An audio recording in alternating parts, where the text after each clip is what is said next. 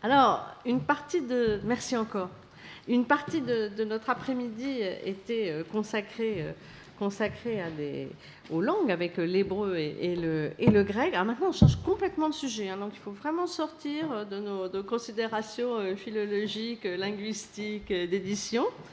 Et je pense qu'on va voir des très belles choses d'ailleurs, enfin, des documents vraiment extrêmement intéressants. Je remercie beaucoup Agnès Sandras de nous rejoindre pour parler de l'image de la bibliothèque, pour parler et montrer, en traitant du sujet l'image de la Bibliothèque nationale et du Collège de France dans la presse sous le Second Empire.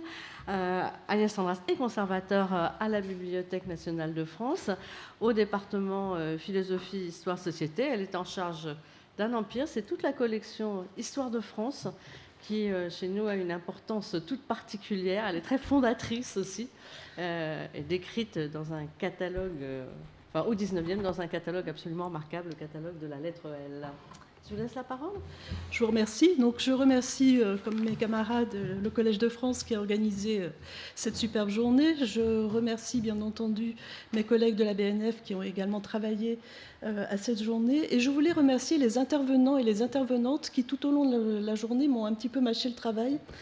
Et c'est important parce que j'ai beaucoup de choses à vous raconter et à vous présenter, et ça va mieux si ça a déjà été explicité auparavant, vous allez le voir, puisque je vais vous emmener dans une cavalcade à travers la presse, et notamment la presse satirique, qui, quoi qu'on en pense, n'est pas si facile à décrypter et demande au contraire une certaine érudition.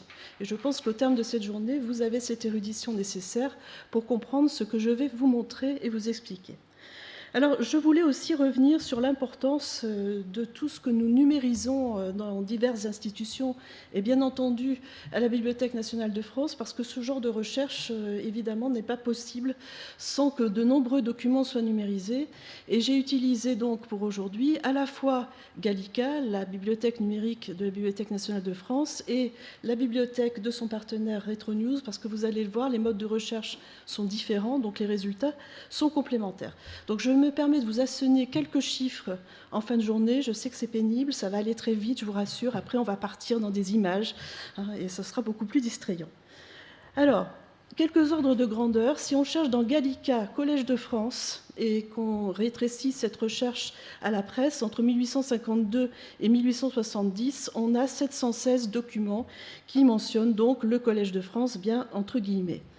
Et regardez cette égalité merveilleuse, la Bibliothèque impériale apparaît dans 712 documents de presse entre 1852 et 1870. Nous voilà tous rassurés.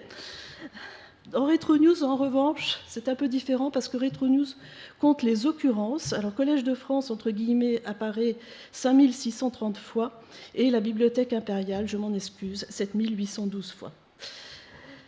Alors, on peut faire dans RetroNews des graphiques qui permettent de regarder combien de fois apparaissent des expressions. Donc je me suis amusée à faire apparaître l'expression Bibliothèque impériale et Collège de France entre 1852 et 1870. Vous voyez que le Collège de France dépasse largement la Bibliothèque impériale, si on regarde entre 1852 et 1870.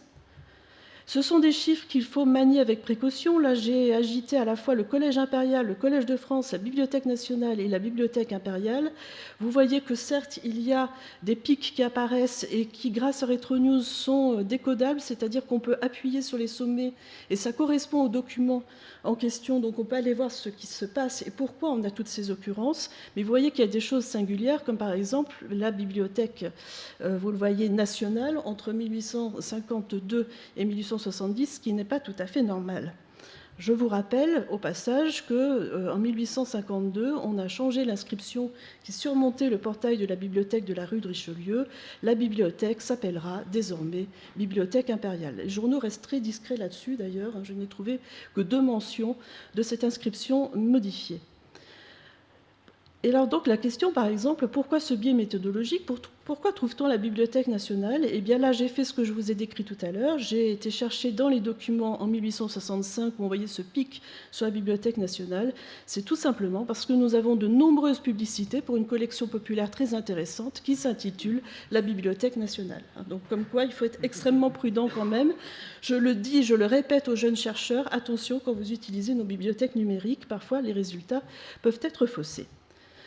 Les deux institutions peuvent être bien entendu évoquées dans les mêmes documents, donc j'ai bidouillé, je dois le dire. Par exemple, j'ai cherché tous les mots Bibliothèque impériale Collège France dans Retro News en mettant l'expression Bibliothèque impériale, et j'ai fait la même chose ensuite avec le Collège de France pour trouver les évocations communes. Alors ce qui est intéressant, c'est que par exemple, on peut trier par titre de presse, et on voit qu'entre 1850 et 1870, le premier titre de presse qui sort, et ça ne vous étonnera pas, c'est la Gazette nationale ou le Moniteur universel. C'est tout à fait normal puisqu'il donne évidemment tous les textes qui viennent de sortir, les textes officiels, et vous avez le Journal des débats politiques et littéraires qui lui est très offensif, qui discute évidemment les décisions prises, et c'est pour ça qu'on va le trouver également dans un des premiers journaux évoquant la bibliothèque impériale et le Collège de France. Dans cet ensemble, nous avons une représentation très importante de la presse savante.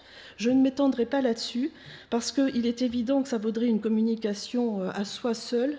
Et en particulier, ce qui me semblerait très intéressant, c'est de faire le relais entre la presse savante et la presse généraliste. Comment on passe des leçons, par exemple, des professeurs du Collège de France, qui sont souvent retranscrites, à ce qu'en dit la presse généraliste. Donc ça, ce serait vraiment un sujet à part. Mais là, ça m'amusait parce qu'on a quelqu'un qu'on a cité ce matin, vous voyez, hein, Charles Lenormand, conservateur du département des médailles à la Bibliothèque impériale et professeur d'histoire et d'archéologie au Collège de France. Je passe donc à la presse généraliste, j'abandonne la presse savante. Que trouve-t-on le plus souvent à propos des deux institutions ensemble? Il s'agit de nouvelles factuelles, des personnes qui ont simultanément ou successivement des fonctions dans les deux établissements, on en a beaucoup parlé aujourd'hui et je viens de le redire, des dispositions officielles comme le budget alloué aux différentes institutions, dispositions qui sont la plupart du temps données sans commentaire, nous sommes sous le régime impérial, je vais en reparler, et plus fréquemment l'annonce des cours, puisque les cours du Collège de France et les cours de la Bibliothèque impériale avaient à peu près le même calendrier, commençaient souvent le même jour, donc on donnait dans les journaux en même temps l'annonce des cours, de la reprise des cours du Collège impérial de France et de la Bibliothèque impériale. Alors j'ai connu une grande joie, bien évidemment, puisqu'on peut trier aussi par pertinence des textes dans Retro News et dans Gallica, en trouvant un article dans Le Figaro qui s'intitulait « Le Collège de France et la Bibliothèque impériale ». Je me suis dit, c'est une merveille, voilà, je vais avoir une comparaison entre les deux institutions. Et j'avoue que j'ai été au tout début de ma recherche, j'ai lu et relu l'article pour essayer de le comprendre, pour comprendre pourquoi dans le titre figurait la Bibliothèque impériale. Alors nous avons ici donc une présentation du Collège de France. Ça commence comme ceci. Le Collège de France représente à nos yeux le romantisme dans l'enseignement. C'est le rival inquiet et remuant de la vieille et immobile université. Il eut pour fondateur François Ier, un roi qui aimait les lettres et la gloire délicate qu'elles procurent. Un de ces privilégiés de la fortune et du génie qui ont dans l'âme une étincelle de ce feu qui passa à travers les âges, de Périclès à Auguste et d'Auguste aux Médicis. François Ier établit le Collège de France, on l'appelait Collège royal, pour qu'on y cultivât cet ensemble d'études, de connaissances vives et d'illustres doctrines que la Renaissance, passant enfin les mots, venait de nous apporter en les rajeunissant. Ce fut une protestation vivante de la Grèce retrouvée contre la Sorbonne, immobilisée dans le faux latin du Moyen-Âge. Il jeta au feu les formules usées de la scolastique et s'élança vers l'avenir libre. Cette liberté, il la garda toujours, et ses professeurs ont conservé, sous tous les régimes, assez d'indépendance et non moins de moustache. C'est au Collège de France que Michelet et Edgar Quinet haranguaient la jeunesse pendant les jours troublés du règne de Louis-Philippe, dans la même chaire où Delisle-Andrieux charmait jadis leurs paisibles auditeurs. Aujourd'hui, tout cet éclat s'est évanoui et toute cette gloire s'est éteinte. Le Collège de France ne jette plus qu'un rayon pâle, dont la lueur ne franchit pas le périmètre du quartier latin. Sa dernière renommée littéraire fut, Sainte-Beuve. Et on commence sur Sainte-Beuve avec la notation suivante. Monsieur Sainte-Beuve est titulaire d'une chaire d'éloquence latine au Collège de France. Il n'a pu s'y asseoir qu'une seule fois. Les étudiants nés malins ont rembourré son siège avec des épines et des noyaux de pêche, etc., etc. Et on va avoir des portraits, et je vous demande de bien regarder l'ordre de ces portraits, parce que ce ne sont pas les professeurs auxquels on s'attend. On commence par Sainte-Beuve, qui donc n'a pas enseigné. On continue par Coste, dont on a parlé tout à l'heure, et vous allez comprendre. Et il faut continuer comme ceci avec différents personnages. Et une fois que j'ai eu terminé la lecture, je me suis dit, mais de bibliothèque impériale, point. Sauf que sont évoqués certains savants qui travaillent à la fois à la Bibliothèque impériale et au Collège de France. Voilà. Et donc, il n'est point question de la bibliothèque impériale, si ce n'est pour des érudits, des initiés qui connaissent le fonctionnement de la bibliothèque et du collège. Ainsi, par exemple, est cité Charles-Ernest Bellet, et vous avez dans le portrait de M. Bellet, il succéda dans la chaire d'archéologie grecque au savant mais peu éloquent Raoul Rochette. Donc, on a une allusion à la bibliothèque impériale, mais c'est vraiment extrêmement allusif. Nous avons aussi des dispositions communes ou des événements qui concernent les deux institutions, qui trouvent un écho dans la presse, comme en 1858, après le rapport et le décret portant sur la bibliothèque. Donc je ne m'étendrai pas là-dessus, puisque Marie en a parlé. Vous avez ici, par exemple, dans le journal des débats politiques et littéraires, tout un article qui loue les modifications apportées, mais qui, après voilà, cette patte toute gentille, va donner une énorme gifle en disant « Il y a deux points qui nous paraissent moins dignes d'approbation que les autres. Le premier et le moins important, c'est l'interdiction absolue du cumul d'un autre emploi avec ceux de la bibliothèque. Le second, c'est la révolution qui change le caractère de cet établissement et qui lui enlève le gouvernement de soi-même pour y introduire le système consultatif. » Alors, la presse, évidemment, a du mal à dire ce qu'elle pense, mais elle aime bien le faire par citation à l'époque. Parce que si on cite un autre journal, normalement, on est exempt de poursuite. Donc, c'est ce que va faire Émile de la Bédolière dans Le Siècle, le 28 juillet 1858. Il reprend un exemple. Un savant orientaliste professe au Collège de France. Est-ce une raison pour qu'il ne puisse mettre son érudition au service des visiteurs du département des manuscrits ? Nous pensons pour notre part qu'il vaut mieux utiliser 2 savants qu'un seul, mais nous partageons les regrets du journal des débats, qui voit avec peine qu'on enlève à la bibliothèque le gouvernement de soi-même. Ces paroles ne sont-elles pas empreintes d'une sorte de touchante mélancolie ? Alors ça, c'est là aussi le journaliste qui se protège, puisqu'en réalité, la citation est la suivante, je ne vous la lis pas en entier. « C'est un des problèmes des sociétés démocratiques, comme le prince Napoléon l'a sagement fait entendre, que de conserver au sein de l'égalité absolue et sous la redoutable unité du pouvoir cet esprit d'initiative et d'indépendance personnelle qui fait après tout au moins autant que l'esprit de discipline. » Donc vous voyez, on est vraiment en abîme, puisqu'on utilise une citation d'un autre journal, lequel journal utilise une citation de Napoléon III, mais évidemment pour critiquer et non pas pour citer Napoléon III dans le texte. Vous avez une question qui va agiter et particulièrement diviser la presse en juin 1864, qui concerne les deux institutions, c'est la fameuse question Renan. Alors on a beaucoup parlé de Renan, je vous ai donné ici 2 exemples d'articles. Vous avez ici, dans la presse du 13 juin, on dit à l'intérieur, la grosse question de la semaine a été celle que les journaux ont nommée la question Renan. Et vous avez la Gazette du 16 juin qui cite différents journaux qui ont parlé de la question Renan, comme Le Pays, Le Siècle, etc. Alors je rappelle rapidement les événements parce qu'on les a évoqués, mais peut-être pas dans l'ordre. Donc, je rappelle que Renan était attaché au départ au département des manuscrits de la Bibliothèque impériale. Il est nommé titulaire par décret en janvier 1862 de la chaire de langue hébraïque, chaldéique et syriaque au Collège de France. Il est suspendu après sa première leçon en février par le ministre, puisqu'il a entre autres évoqué Jésus comme un homme incomparable, donc ça fait scandale chez les catholiques et notamment chez les ultramontains. En mars 1862, Renan, qui ne veut pas lâcher l'affaire, publie une lettre ouverte à ses collègues. Il occupe son temps en publiant la vie de Jésus, ce qui n'arrange pas évidemment son dossier auprès des catholiques et de son ministre. Donc en juin 1864, en même temps qu'il rapporte la nomination de M. Renan à la Bibliothèque impériale, le ministre le révoque cette fois-ci, puisque les textes le permettent, on l'a vu tout à l'heure, de ses fonctions au Collège de France. Renan s'obstine, il refuse, il publie une lettre de justification dans les débats, et le 11 juin, il reçoit un arrêté de révocation sans traitement signé Napoléon III.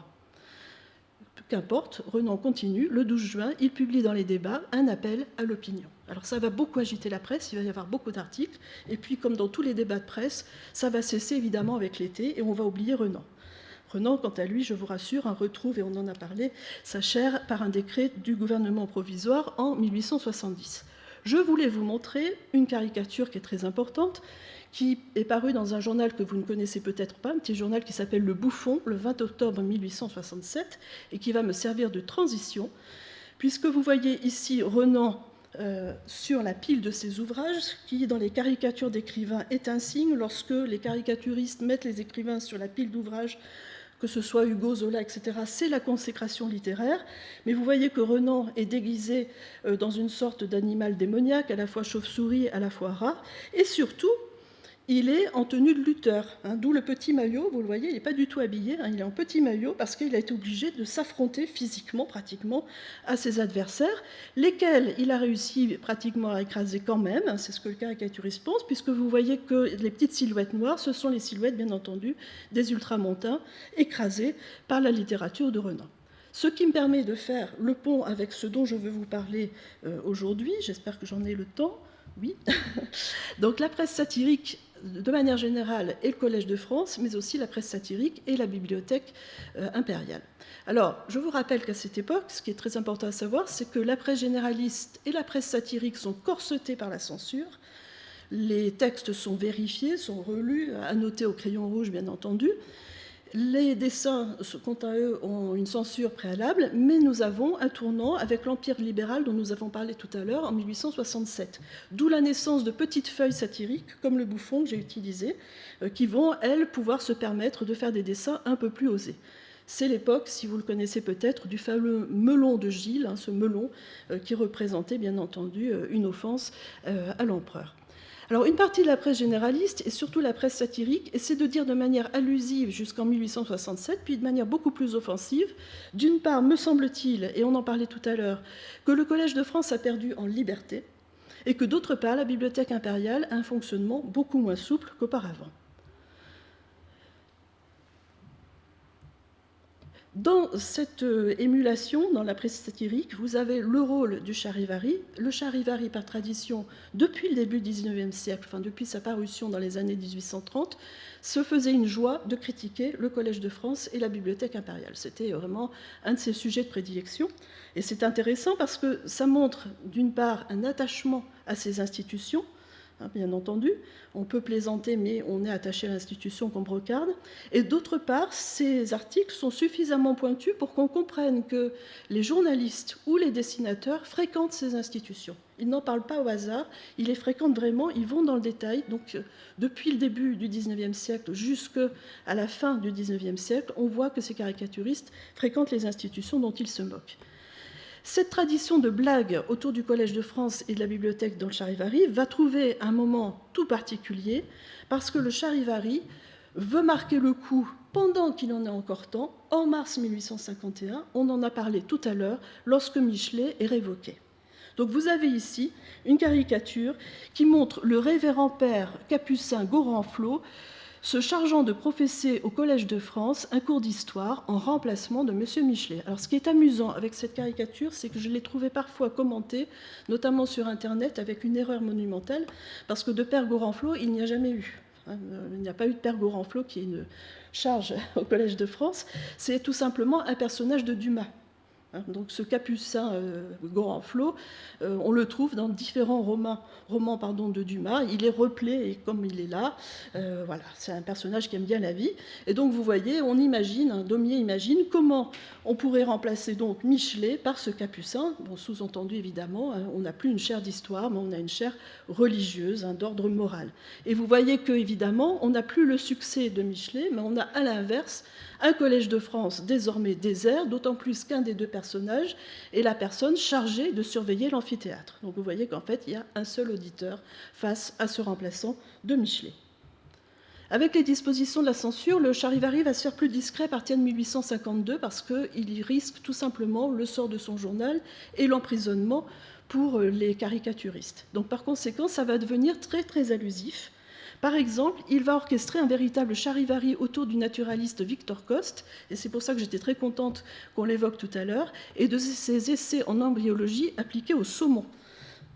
Donc on va trouver une foule d'articles sur la piscine du Collège de France, donc l'aquarium du Collège de France, les poissons de Monsieur Coste, etc., etc. Alors pourquoi est-ce que c'est allusif ? D'une part, c'est allusif parce que c'est encouragé par Napoléon III et son épouse, qui sont venus en grande pompe venir visiter ce fameux aquarium. D'autre part, c'est une allusion, et on en parlait tout à l'heure, et j'étais contente aussi pour ça, c'est une allusion finalement à ces nouvelles disciplines qu'on crée. Et là, il y a une sorte de réticence devant le fait qu'on s'occupe de poissons au Collège de France, et il y a une réticence aussi qu'on s'occupe de l'embryologie, et donc de la mutation possible du vivant des animaux. Je vous renvoie à un article que j'ai écrit sur le charivari en 1856, où j'explique comment on s'intéresse aux animaux à cette période-là. Donc voici le genre de caricature, de dessin qu'on peut avoir, et vous voyez que ça essaime, ce n'est pas que le charivari, vous en trouvez par exemple dans le journal Pour Rire. Vous avez ici, M. Coste dit « Le père des poissons parviendra à élever dans des cuvettes au Collège de France quantité d'individus de cette race de dauphins dont s'honorait le sport de l'Antiquité. À l'aide de ces précieux animaux, il sera composé un régiment de cavalerie marine dont M. Coste sera nommé colonel. » Et vous voyez bien entendu que c'est là toute la promotion de M. Coste qui est évidemment vue de manière allusive, particulièrement de la part du régime impérial. Donc on a d'autres caricatures dans le journal amusant. Par exemple, ici, M. Coste se fait faire des réclames par les saumoneaux enfoncer le phoque, et vous avez bien le panneau Collège de France. Vous avez à droite l'art d'élever les saumoneaux et de s'en faire 3000 réclames de rente dans les journaux amis du Collège de France. M. Coste ne s'attend-il pas un de ces jours à être dépassé? Vous voyez que les saumoneaux, à la transformation de travail sur l'humain, nous donnent des saumoneaux qui savent jouer de la musique. Et enfin, nous sommes devant le Collège de France, toujours des réclames à M. Coste. Qu'est-ce que c'est que M. Coste? M. Coste, c'est comme qui dirait le Courbet de la pisciculture, sauf qu'il n'y a pas eu de Rémy Peintre avant M. Courbet. Allusion également à Sainte-Beuve dans la presse charivarique, au souci de Sainte-Beuve. On s'amuse à citer Sainte-Beuve qui aimait la jeunesse. Et dessous, vous voyez, sous cette citation de Sainte-Beuve, on met « Avis confidentiel, monsieur de Sainte-Beuve ayant été sifflé au Collège de France sous l'œil de 2 gardes municipaux à cheval, nous nous abstiendrons de tout commentaire. » Et dans le même numéro, on a encore une autre remarque. Causerie du lundi, donc vous voyez la référence évidemment à la littérature de Sainte-Beuve. Monsieur de Sainte-Beuve, mal protégé par les gardes municipaux à cheval chargés d'empêcher la profanation du sanctuaire et au besoin de l'applaudir, s'est décidé à priver de ses lumières la jeunesse intelligente des écoles. Citation. Il paraîtrait que ses auditeurs sifflaient avec un ensemble si harmonieux qu'on a cru devoir en mettre quelques-uns en cage. Et vous voyez aussi là toujours ce système allusif qui ne dit pas vraiment les choses de manière à ce que ça puisse passer. Une dernière chose, ce qu'on trouve de manière récurrente dans cette presse satirique à propos du Collège de France, c'est bien entendu les fameuses leçons. Alors, je vous en ai choisi une qui est un petit peu postérieure, mais parce qu'elle résume formidablement bien tout ce que j'ai pu lire et tout ce que j'ai pu voir. Vous avez ici, donc, en mai 1877, au Collège de France, un orateur avec, je ne sais pas si vous pouvez lire la légende, « Tiens tout ce qu'on ignore généralement, langage hébraïque, cordaïque, syriaque, tartare, mandchou, évangile bouddhique, philosophie morale et autres, etc., etc. Le tout public, gratuit et pas obligatoire. » Donc vous voyez, il y a à la fois la référence à ces langues qu'on va brocarder dans le charivari constamment.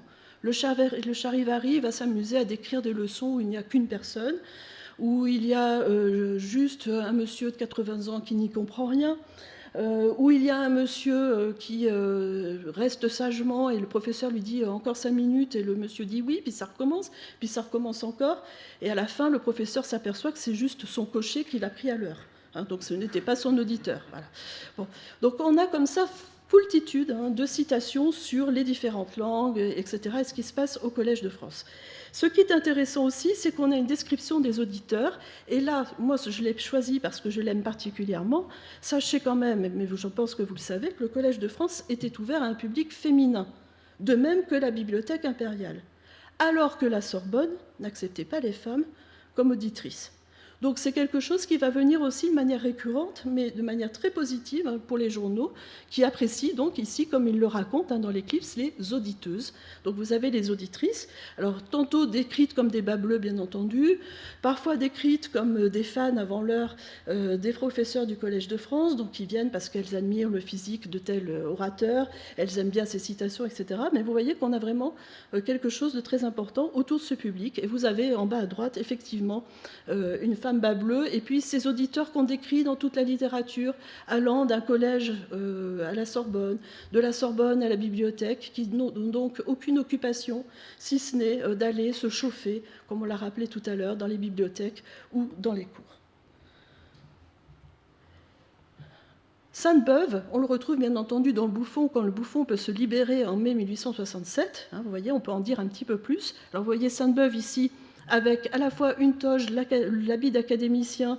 Il repose sur toutes les institutions auxquelles il collabore. Vous voyez qu'il a une corne d'abondance qui ressemble presque à une lyre.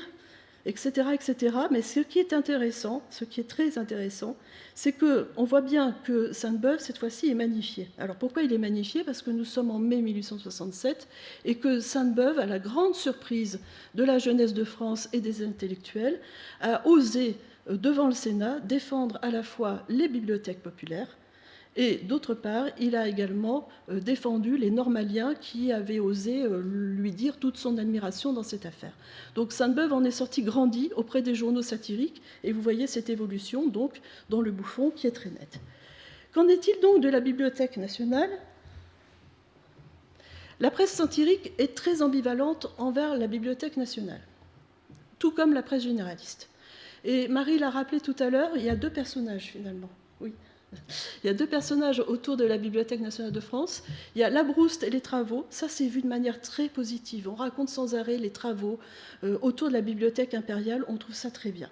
À l'inverse, on est très critique envers le fonctionnement de la Bibliothèque nationale, qui est présenté comme un lieu où il est impossible d'obtenir un livre, qui est fermé pendant de longues vacances, et qui a des conservateurs extrêmement désagréables, qui ne répondent pas aux questions qu'ils leur posent, etc., etc. Les réformes sont mal vécues. Alors on pourrait se dire, puisqu'on était aussi critique, mais les réformes sont tout aussi mal vécues, voire davantage. La salle des travailleurs est critiquée, la confection des catalogues paraît trop longue, et Jules Taschereau est constamment attaqué. Alors je voulais vous lire un texte, si j'ai 2 minutes. Oui. Alors, ça s'appelle « Les traquenards de Paris ». Voilà, c'est paru dans le Charivari en avril... Oui, en avril 1870, en avril 1867, et ça s'intitule « Conseil aux visiteurs de la future exposition ». Donc nous sommes au moment de l'exposition impériale, laquelle est censée mettre évidemment en avant tout l'effort éducatif de l'Empire. Ce qui doit éloigner les gens sages de la bibliothèque impériale. Nous sommes entrés à la bibliothèque impériale, bon étranger. Il faut y rester. Tu l'auras voulu, Georges Dandin. Tu as essuyé tes pieds pour te conformer à l'invitation qui est faite à tout visiteur par une pancarte écrite placée au-dessus du bouton de la porte de la salle de lecture. Tes pieds essuyés, le bouton tourné, tu te trouves dans des immenses salles dont l'atmosphère fait pousser sur les lèvres l'exclamation bien connue de Saint-Ville « La végétation est forte dans cette chambre ». Très forte, trop forte, vraiment. Il est merveilleux de penser que si peu d'haleine humaine suffisent à vicier à ce point l'air d'une pièce grande comme une halle. Cela viendrait-il de ce que l'amour des livres exclut l'amour de la propreté et que les bibliomanes songent plus à renouveler les paletots de cuir de leurs bouquins que de leurs propres chemises? Alors, il continue, mais passons et n'exigeons rien de plus que ce que les honnêtes gens peuvent nous donner. Monsieur Taschereau est trop occupé sans doute de son fameux catalogue, le pendant du fameux dictionnaire de l'Académie, pour songer à de pareilles misères. Il ne vient déjà à la bibliothèque impériale que trop de lecteurs. Si l'atmosphère de la salle de lecture pouvait contribuer à en chasser les 3/4, l'autre quart y gagnerait, et les employés aussi. Passons donc, qu'est-ce ? Un gardien vous arrête pour vous remettre une carte imprimée, semblable à celle qu'on vous remet en entrant dans les bouillons du Val. Une bien jolie invention, cette carte. J'en félicite son inventeur. Ce n'est pas ce bon monsieur Naudet, et encore moins cet excellent monsieur Van Pratt, qui se serait jamais avisé de cela. Garde précieusement ta carte, bon étranger. Si tu avais l'imprudence de la perdre, tu ne pourrais plus sortir. Ne plus pouvoir sortir de la salle de lecture, mon ami? Oh! Garde ta carte et avance jusqu'au bureau placé au milieu de la salle où siègent messieurs les bibliothécaires, flanqués d'un conservateur, etc., etc. Donc il va nous faire une description apocalyptique de toutes les mesures nécessaires pour obtenir, et non malheureusement, ne pas obtenir un livre. C'est-à-dire que le lecteur n'aura pas son livre à la suite de démarches, la fameuse carte, la fameuse demande, etc. Et ce qui est intéressant, c'est qu'il y a un post-scriptum, et que ce post-scriptum dit « Tu remarqueras, bon étranger, que dans la salle des manuscrits, où il y a des trésors littéraires 1000 fois plus précieux que dans la salle des imprimés, on n'exige absolument rien, ni carte d'entrée, ni bulletin, rien, rien. Tu demandes les échecs amoureux, ou la Vita Christi, ou les heures d'Anne de Bretagne, on te les donnera tout de suite. » Donc, une autre de l'éclipse a un moment clé, c'est la dernière que je vous montre, le 24 avril 1870. Alors, vous voyez qu'on a un moment clé, on est au moment du plébiscite, donc on a à la fois la critique, évidemment, de l'Empire, mais aussi de la bibliothèque. Profitons du moment où l'on va consulter la nation sur la meilleure des constitutions pour vider par la voie plébiscitaire quelques questions pendantes, les vacances de la bibliothèque impériale. Un établissement dont l'entrée peut être nécessaire tous les jours à plus de 2000 personnes, doit-il être ouvert en permanence? Oui. Serait-il compatible avec le sens commun de laisser Paris s'éclairer à la chandelle pendant 2 mois sous le prétexte de donner des vacances aux employés de la compagnie du gaz? Non. En admettant que l'on accorde un congé aux 3/4 des employés de la bibliothèque impériale, l'autre quart suffirait-il grandement aux besoins du service? Oui. Conclusion, faut-il fermer tous les ans pendant 2 mois les bibliothèques? Non. Après, j'avais une dernière illustration du Bouffon en mars 1868 qui rejoint ce que nous a montré Marie et qui m'interroge énormément, ce genre de représentation, puisque vous voyez qu'on a une critique de ce qui se passe à la bibliothèque, on dit c'est trop tatillon, etc. Et à l'inverse, les représentations qu'on peut voir montrent généralement les lecteurs s'en donnant à cœur joie avec les ouvrages, sans ménagement. Donc je me pose des questions sur cet aller-retour entre ces textes qui montrent vraiment une bibliothèque trop tatillonne et des images qui montrent un certain laisser-aller, des lecteurs livrés à eux-mêmes, et qui sont heureux, il faut bien le dire. Sur toutes ces images, on voit qu'ils sont plutôt heureux. Voilà, donc vous la voyez ici en plus grand, donc vous voyez que véritablement, on fait absolument ce qu'on veut à la bibliothèque impériale. Voilà. Alors, et cette illustration, comme le montrait tout à l'heure Antoine Compagnon, elle est intéressante parce qu'elle se passe donc dans le 2e arrondissement. C'est une présentation du 2e arrondissement et vous avez tout en haut la bourse. Vous voyez, donc il y a les lieux fondamentaux du 2e arrondissement. Alors on est allé jusqu'au 3e arrondissement. On a une représentation des archives nationales avec les petits rats évidemment de circonstance, mais malheureusement le dessinateur s'est arrêté avant d'arriver à cet arrondissement et au collège impérial. Donc je ne peux pas vous montrer le collège impérial. Voilà. Alors, je voulais conclure de la façon suivante, vous l'aurez compris. La presse du Second Empire est une source très incomplète pour qui voudrait faire une histoire totale, évidemment, du Second Empire et du Collège de France et de la Bibliothèque impériale. Il ne faut pas compter sur la presse pour faire ce genre d'histoire. En revanche, ce qui me paraît très intéressant, c'est qu'elle renseigne en creux sur l'attachement d'une élite intellectuelle parisienne à la liberté de ses institutions et surtout à son exigence de qualité. C'est-à-dire que vous voyez tous ces petits caricaturistes, tous ces petits feuilletonistes, etc., ou ces grands journalistes sont extrêmement attachés à une bibliothèque qu'ils utilisent et à un collège de France dont ils écoutent les leçons. Et c'est l'enseignement qu'on peut tirer donc de cette presse impériale. Je vous remercie.